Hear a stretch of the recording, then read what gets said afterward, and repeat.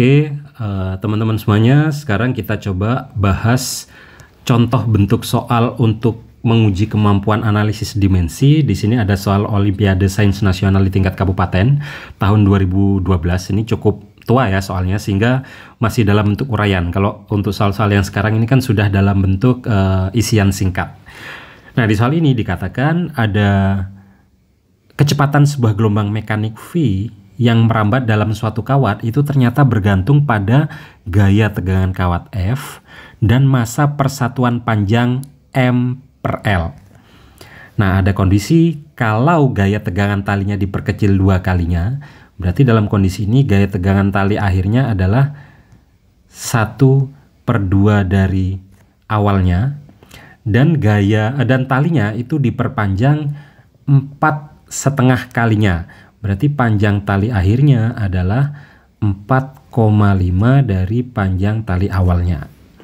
Yang ditanya, setelah mengalami perubahan gaya tegangan tali dan panjang tali tadi, kira-kira berapakah kecepatan akhirnya? Oke, sebenarnya untuk kecepatan atau cepat rambat atau laju rambat gelombang pada tali atau dawai itu sebenarnya kan sudah ada di hukum Elde. Hanya di kasus ini, di soal ini, menguji kemampuan kita dalam melakukan analisis dimensi.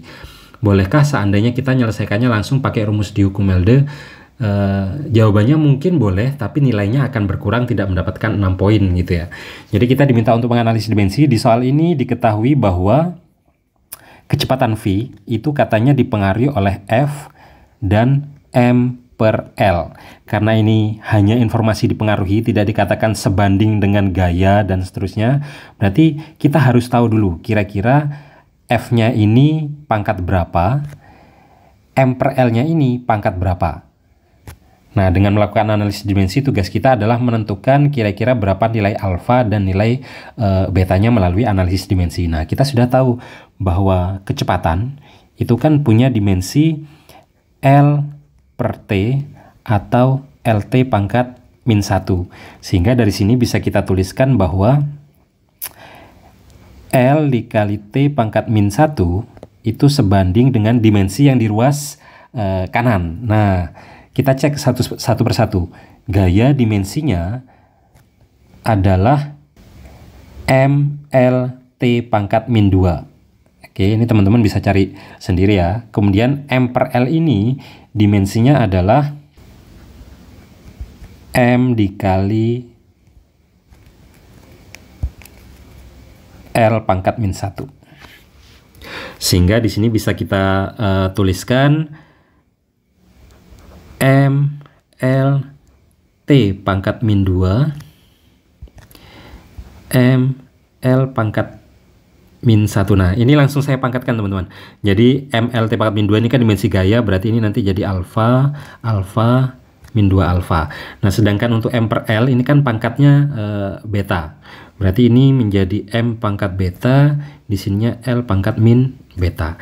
Nah, sekarang kita kelompokkan yang sama-sama M, sama-sama L, dan seterusnya. Berarti ini T pangkat min 1 alfa. Nah, di sini M-nya pangkat alfa ditambah beta. Kemudian L-nya adalah alfa dikurang beta. Dan T-nya pangkat min 2 alfa.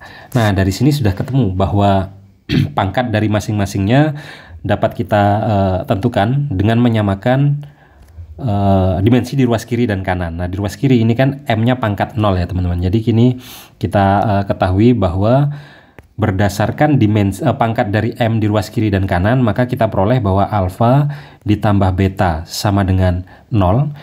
Untuk waktu, untuk dimensi T-nya, kita peroleh bahwa negatif 2 alfa itu sama dengan min 1, berarti alfanya sama dengan 1/2.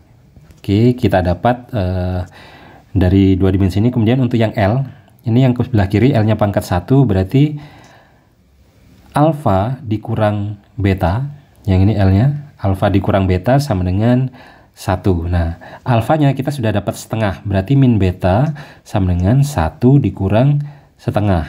Berarti betanya sama dengan, min betanya sama dengan setengah, atau betanya sama dengan negatif 1/2.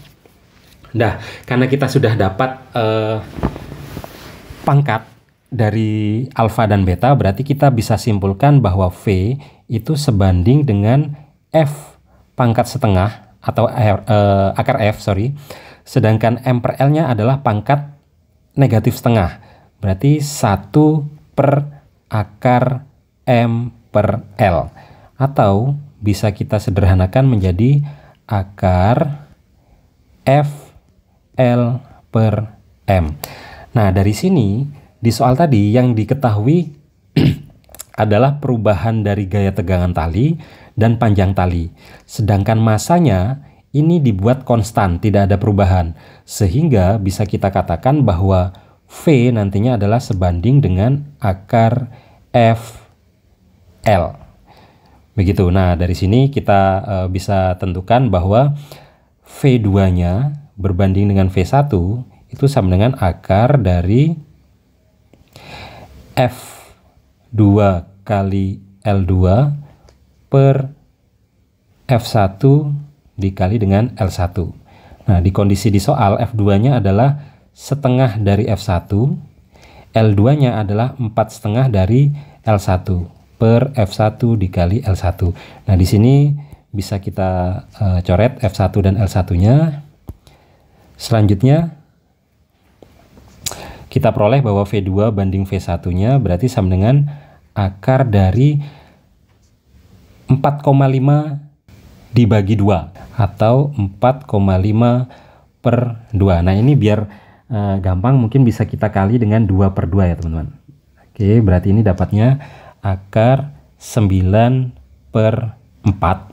Berarti jadinya 3 per 2. Artinya V2-nya adalah 1,5 dari V1. Oke, ini adalah jawaban untuk soal ini. Semoga membantu dan bisa dipahami. Kita ketemu lagi di contoh soal berikutnya.